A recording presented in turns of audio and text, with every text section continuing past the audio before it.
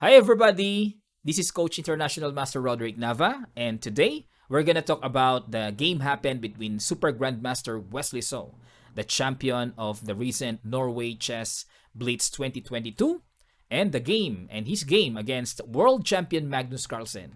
I think this is the most difficult game happened to Wesley So. So let us see. So Magnus played a very rare but interesting A4 last tournament in Chessable Masters, as far as I remember. He played this A4 against Wei Yi, Super Grandmaster from China. But now, well, of course, Wesley smiled after A4 at this moment, and he surprised, unexpected A4. Then Wesley responded with Knight F6, a very principled move, so basically to control the center. And then Magnus played Knight F3, G6, G3, Bishop G7, Bishop G2, Castle, and D4. All right, so at this point, Magnus wants to turn back into a very typical opening where you should control the center. So as a basic principle. And then now Wesley played D5, then Castle, C5 to take advantage in the center space and control. Then Magnus took the pawn on C5. Now Knight A6 to return back the pawn. Then Knight C3 develop, Knight takes C5, then Bishop E3 simply to develop with tempo. And then now B6. All right, simple defense and preparing the light squared bishop to develop on to B7 square. And then now A5. So maybe that's one of the purpose of A4, preparing to launch an A5 attack to give pressure to B6 and especially along the A file. So yeah, and then Wesley played Bishop B7, then now Bishop D4, E6 to solidify the center D5, and then now Rook A3. So a very simple move, but intends to play Queen A1 to strengthen the pressure along the A file. So Queen E7, so Wesley played simple, moving up a little bit the queen and connects the rook. And Queen A1, yeah, to bring more pressure. And then now Knight C D7. So yeah, this Knight C D7 gives a lot of pressure to white side because black intends to play E5 here, threatening the bishop, then possibly go back to E3, then D4. That's the main threat, winning the piece, and also opening up the strong diagonal bishop. So E5 is dangerous coming at this point. Then Magnus blocked it with Knight E5 to prevent that E5. Then Wesley took the knight, bishop takes, and bishop C6. Now, why bishop C6? The idea is to play B5. All right, to close the A file pressure. And he took immediately. Then capture, rook takes A8, rook takes A8, then queen D1, of course, to go back again into controlling the D file track. And then now bishop F8. Wesley doesn't like to exchange his fianchetto bishop to the bishop on E5. All right, and he wants to play knight D7 smoothly to attack the dark squared bishop, then E5 later on. Because here, if at this point, if imagine if Wesley played knight D7 immediately here, then Magnus will take the bishop easily. All right, then later on maybe E4 to bring more space at the center. So here, after queen D1, Wesley played bishop F8, then queen D3, and then now knight D7, attacking the bishop on E5, bishop D4, then queen B4. This is the moment where Wesley wants to bring pressure.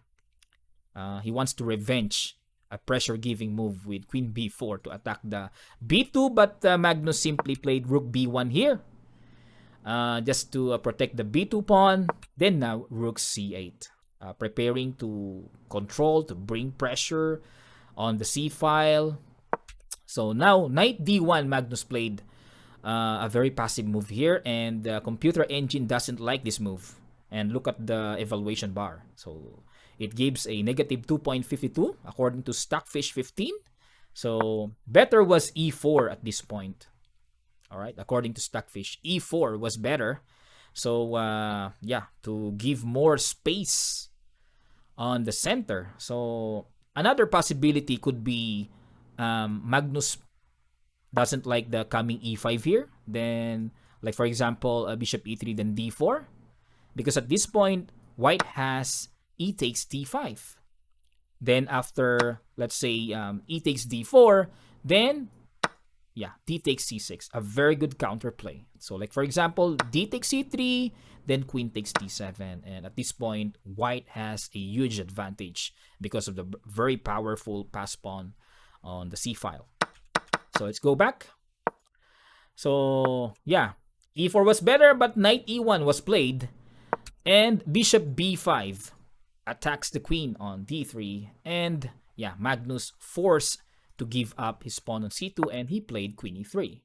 Because if queen b3, then simply black will take that queen, and after take, then e5. So attack the bishop first. So gaining tempo to build the center. Bishop d2, then capture on e2. Then later on, rook c2. Then so many strong ideas will come for the black side. All right, so let's go back. That's why Magnus gave up the pawn on c2 and he played simply queen e3. Then immediately Wesley took the pawn, rook takes c2, then bishop c3, and then now queen c5. Of course, it's time to exchange, simplify the position.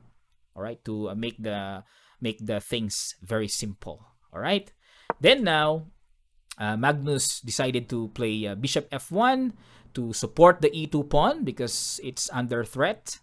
And then now e5, another good move by Wesley.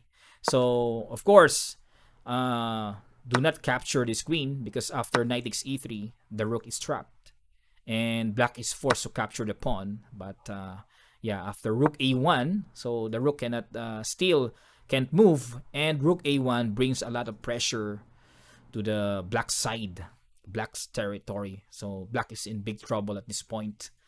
All right, so let's go back. That's why Wesley played e5, very strong. For me, it's an excellent move. So queen takes c5 was played. So here, let us clarify things. If the bishop will take the e5 pawn, and then black has knight takes bishop, and queen takes e5, of course, then simply black will play d4 at this point. So d4, so offering an exchange of queens. Then after queen takes c5, b takes c5, then look at the strong point of d4. It prevents the activation of the knight on d1. So yeah, the knight on d1 is a very passive piece at this point. Then black has a superb bishop pair, strong center, and very strong rook along the second rank. So yeah, black is victorious at that moment. All right, let's go back. That's why Magnus decided to capture the queen, and bishop takes c5, e3, yeah, to block the pressure and also to control a little bit the d4 coming. Then Wesley took the bishop, king takes f1, then d4, yeah, to threat the bishop, then capture, then bishop e1. And another good move, knight e5, another good move by Wesley. So he took advantage all the space at the center, and yeah, strong pass pawn. All the pieces are very active. And then now Magnus played b4, then bishop d6, rook b3, and then now Wesley played another strong move, rook c1, to attack the knight.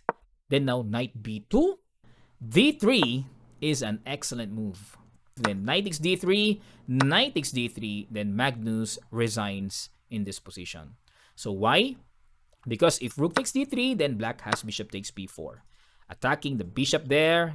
Then of course, rook e3 to support the bishop on e1. Then don't take that immediately. So just played f5 first to bring path to the king with the tempo. Then f4, trying to move away from pin maybe. So king f7, then king f2. At this point, black can simply play bishop c5. So there's so many ways to win this position, but the simplest is this, to exchange all the pieces like b5. So Black has an extra rice in the queen side. So this is the possibility to play king c3, then now king e4, king b4, king f3, king takes b5, king g2, then king c5, then king takes h2, king d5, king takes g3, king e5, then yeah, mind square tempo as we call that, then king f6, king takes f4, and all of the white pawns are gone. And black now is very rich in pawns. All right? So that's why after knight takes d3, Magnus resigns the game. All right, thank you very much. I hope you learned from this game. Very interesting game. And there's a warning. So don't play that first move a4. If you are a beginner, just play a very principled opening to control the center. Okay? Move your pawns to control the center. Move your minor pieces the next to control the center. So the center is the main subject in the opening phase. All right? Always remember that for those our viewers in a beginner level. Okay? So a4 belongs to a very expert player with a lot of patterns recognition. So that is my tip as a coach. All right? So yeah, you can also play a4 if you feel that you can beat grandmasters or even super grandmasters. Well, I think you can play a4 at that moment because I believe that you are equipped in pattern recognition. So chess is more on pattern recognition. All right, so thank you very much, and yeah, I will show you the final standing. Wesley, the champion of this tournament with a score of 6.5 points out of 9 games because out of 10-man field in a single round robin, it composed of 9 rounds. So 6.5 out of 9. And second, world champion Magnus Carlsen in a score of 5.5 points. Third, Anish Giri of Netherlands, 5 points, tied with Anand and Mamedyarov. Goes down to the 5th place. And 6th place, Solo 4.5 points with Super Grandmaster Aryantari of Norway, and MVL 4 points, Topalov 3.5 points, Rajabov and Wang Hao 3 points. Alright, so let's wait for the results of the standard. So I will give you some highlights, the interesting games per round of the coming standard event. So this is the first event as done. And the second is the standard games, standard event. So let's wait for the very exciting moment that is going to happen. All right. So thank you very much once again. This is Coach International Master Roderick Nava. And if you haven't subscribed in my YouTube channel, just do subscribe and hit the notification bell all to update you in my upload videos or even streaming in the future. Thank you very much. See you next time around. Bye.